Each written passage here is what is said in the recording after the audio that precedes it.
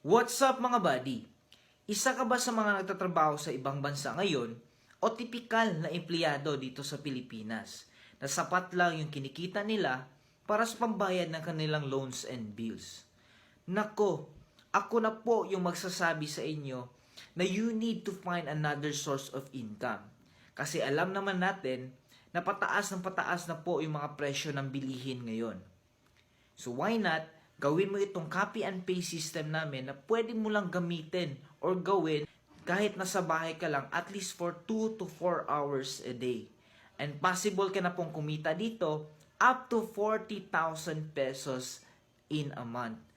So kung gusto mo malaman kung paano ito gawin, you can connect with me sa aking Facebook account or click the link sa bio na makikita mo sa aking profile. So for more videos like this, kindly click the heart button and comment how. So see you sa aking next videos.